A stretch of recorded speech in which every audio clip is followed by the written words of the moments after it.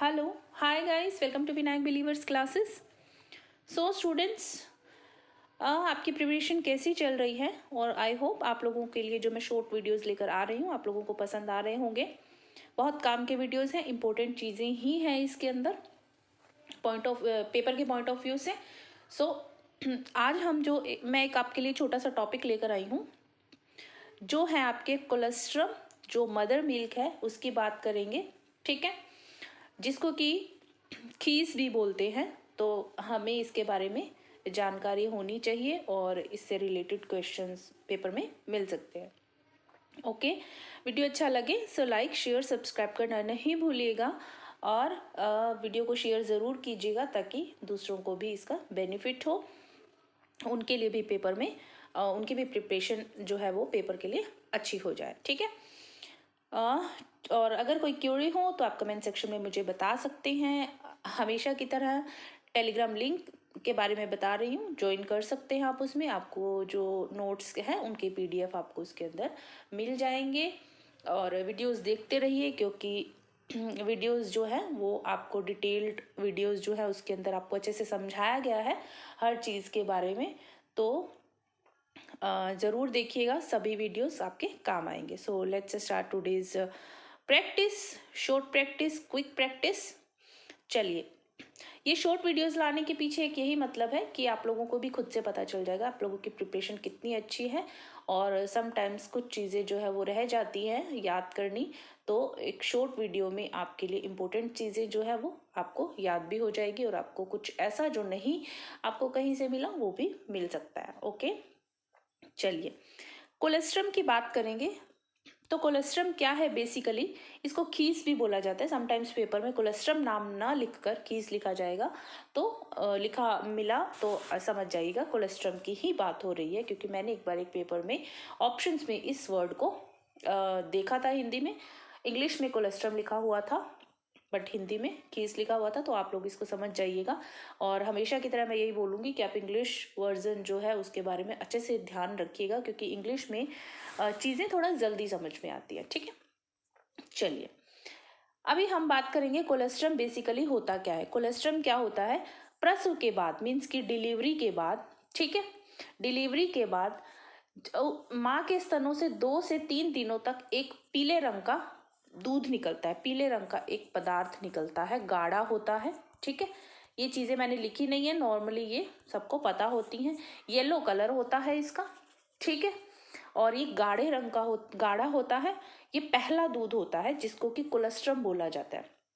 ठीक है, और ये जो है ये एक बेसिक सी बातें हैं जो मैं इसके बारे में बता रही हूँ, मैंने इसके अंदर नहीं लिखी है, लेकिन जो बेसिक बातें हैं कोलेस्ट्रम से रिलेटेड वो सबको पता होती हैं नॉर्मली। इसीलिए मैं सिर्फ एक रिवाइज के पर्पज से आप लोगों को बेसिक बता रही हूँ कि आप लोगों को थोड़ा सा माइंड में क्लिक हो जाए सब कुछ। ठीक है, इससे रिलेटेड प्रसव के बाद जो 2-3 दिन तक पीले रंग का पदार्थ निकलता है, पहला दूध, वो होता है कोलेस्ट्रम। गाढ़ा होता है, पीले रंग का होता है।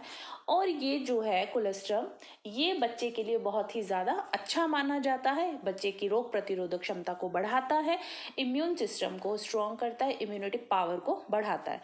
तो ये जो है ये बच्चों को देना बहुत ज़रूरी होता है। ठीक है, देना भी चाहिए।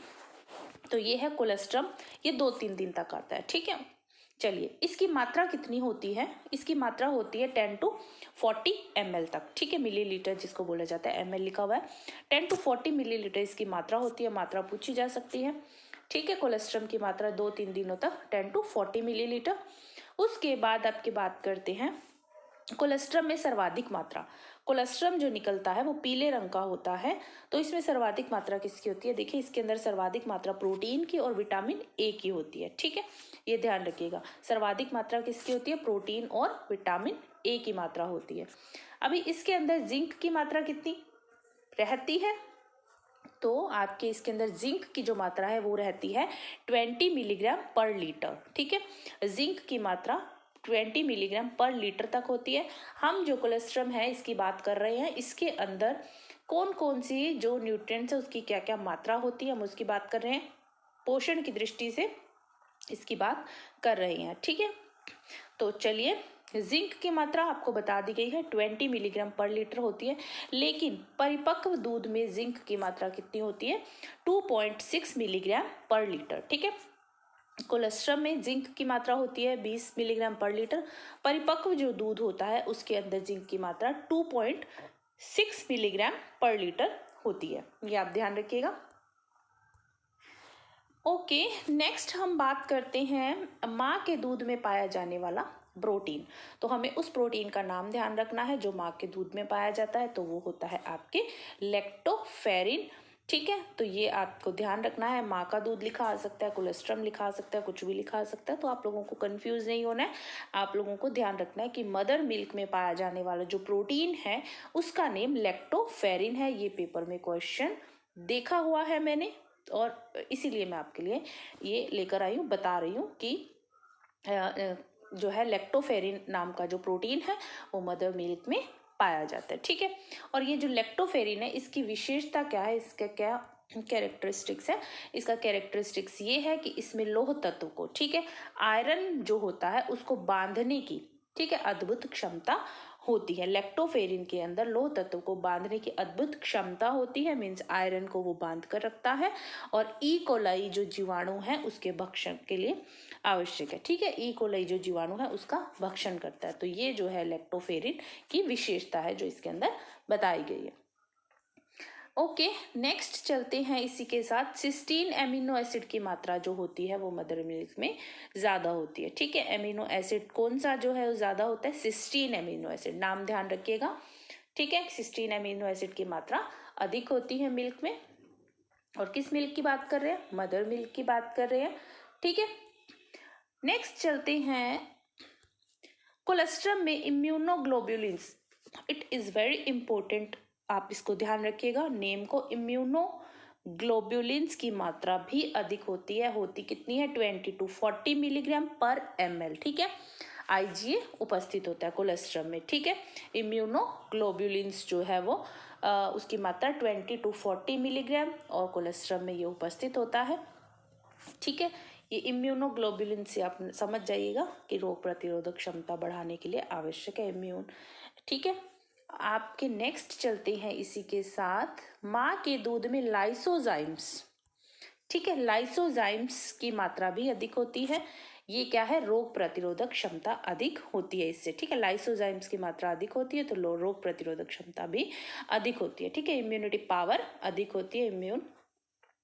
आगे देखिए, इसके अंदर अधिक मात्रा में क्या आता है? 2 मिलीग्राम पर मिलीलीटर। ठीक है, तो इसके अंदर इसकी मात्रा लाइसोजाइम्स की कितनी होती है? 2 मिलीग्राम पर ml। और इम्यूनोग्लोबुलिन्स की मात्रा कोलेस्ट्रम में कितनी होती है? 20 to 40 मिलीग्राम पर ml। ठीक है, तो ये दोनों चीजें, दोनों नेम्स आपको ध्यान रखने हैं।